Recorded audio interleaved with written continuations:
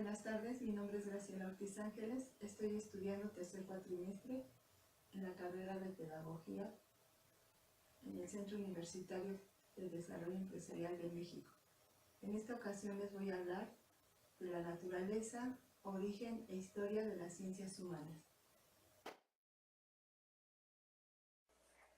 Naturaleza, origen e historia de las ciencias humanas. Las ciencias humanas son las disciplinas que tienen por objeto investigar las diversas actividades humanas, en tanto que implican relaciones de los hombres entre sí y de los hombres con las cosas, así como las obras, instituciones y relaciones que de ello resultan. Su estatus y definición se han presentado a confusión y polémica. Asimismo, su nombre, de modo que ha habido autores que las han denominado ciencias morales, ciencias de la cultura, ciencias del espíritu, del hombre y ciencias normativas. Pero en medio de esta pluralidad de denominaciones, se ha impuesto como denominación más general y abarcadora la de ciencias humanas.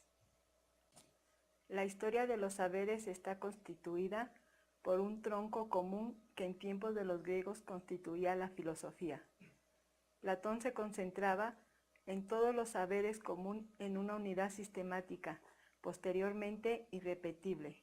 Los humanistas del Renacimiento trataron de repetir el espíritu omniabarcador de todos los saberes, pero los tiempos habían cambiado y se hallaba el comienzo de la autonomía de las llamadas ciencias naturales, en especial la física. La noción ciencia hasta el Renacimiento aún era vaga e imprecisa. En el siglo XVI inicia con Kepler y Galileo el camino firme de la física hacia su maduración. En el siglo XVII, con la figura de Newton, el éxito progresivo de las ciencias naturales, como saberes desvinculados de toda referencia a la metafísica y a la teología.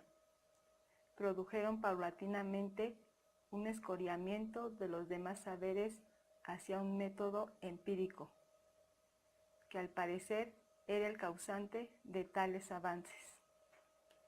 En el siglo XVIII, los hombres como Bailey, Turgot, Condorcet, Montesquieu, los trabajos de reflexión de estos autores estaban lógicamente impregnados más de filosofía de la historia que del enfoque científico positivo que será imponiendo.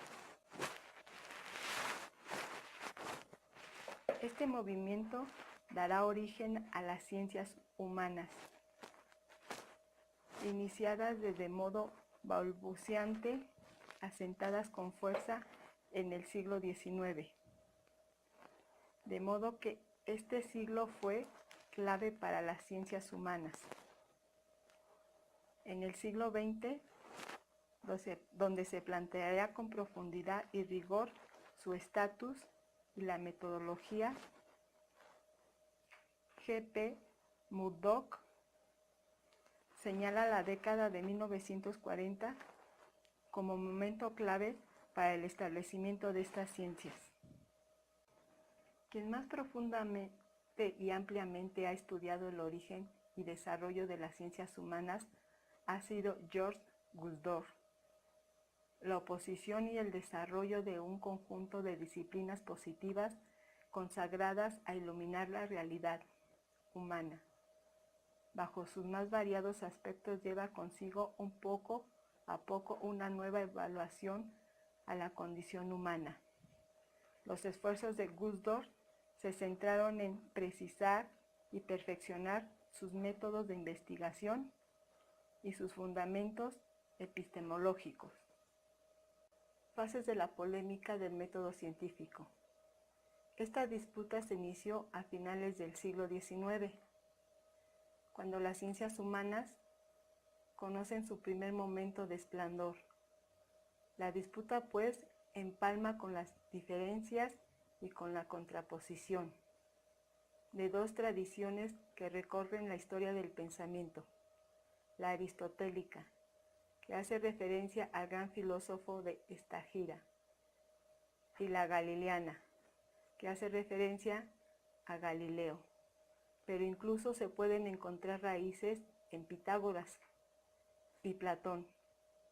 Ambas tradiciones se diferencian en la forma como consideran explicados los hechos o fenómenos que acontecen. Para Aristóteles, el inicio de la investigación comienza con la observación de fenómenos, seguidos del método inductivo, y este se complementa con el deductivo.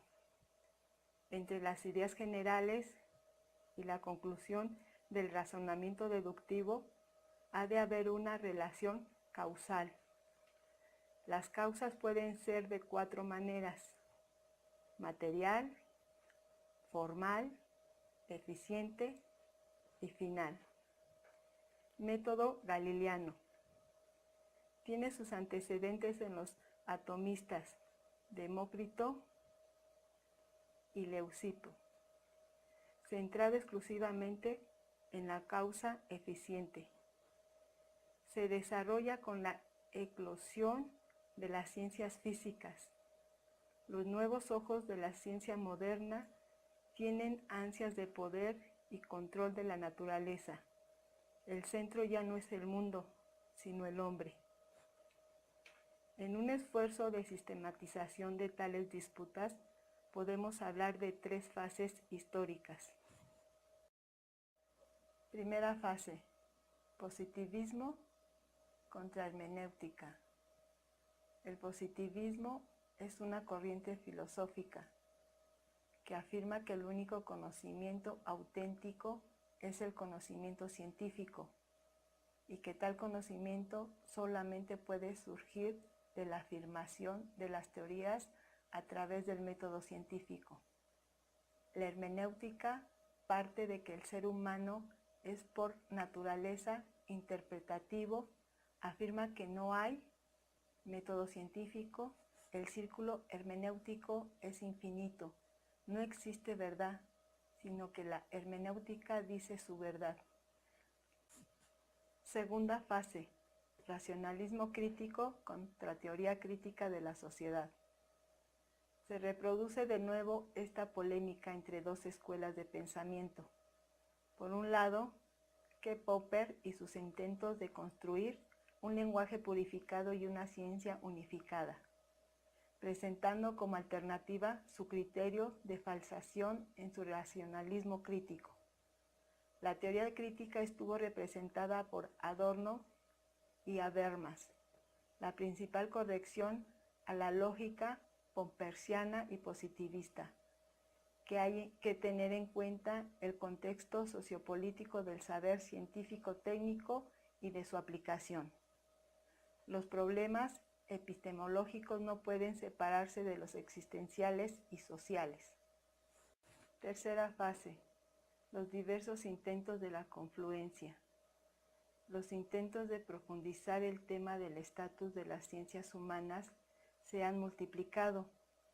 A pesar de ello, se mantienen las distancias entre 2 tradiciones de pensamiento ya arraigadas: el ámbito de la filosofía analítica, la tradición comprensiva.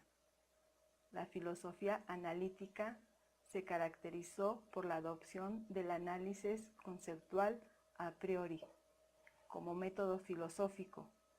Todos los problemas centrales de la filosofía podrían resolverse a través de la reflexión racional rigurosa y sistemática sobre las condiciones correctas de aplicación de los conceptos.